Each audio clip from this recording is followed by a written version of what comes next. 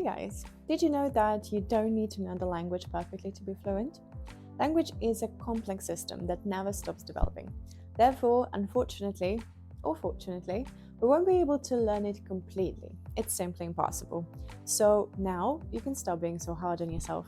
In today's podcast, we will learn what skills we need to learn in order to be more fluent and sound more natural in the language that you are learning. First of all, let's have a step back. What do we need a language for?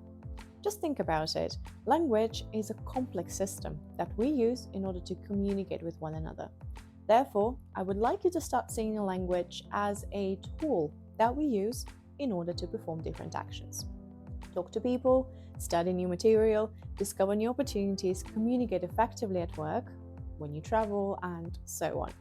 And in order to perform all of these actions, we don't need to know the language perfectly. We just need to learn how to use this complex tool and to gain the result that we want.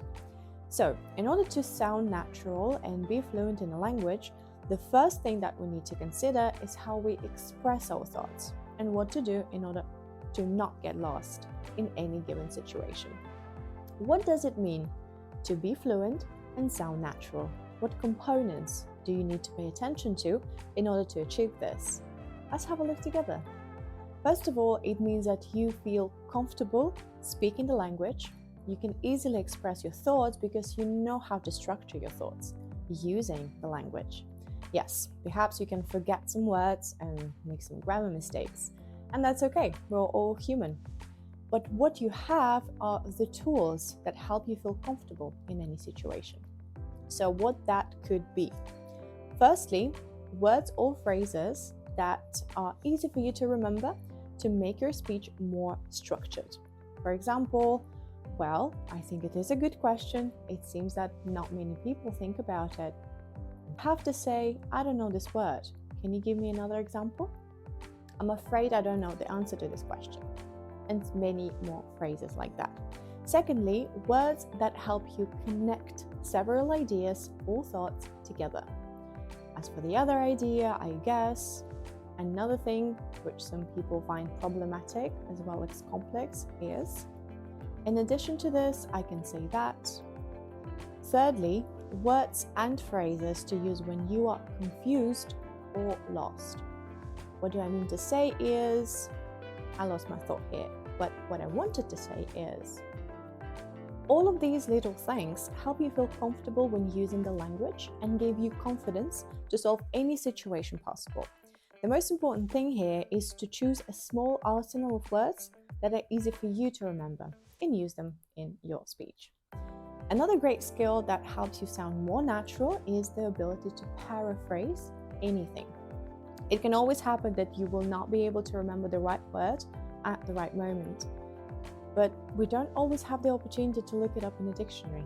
Therefore, the skill of explanation and paraphrasing is what we need. You can train it by yourself by choosing any object, any idea, and describing it in the language.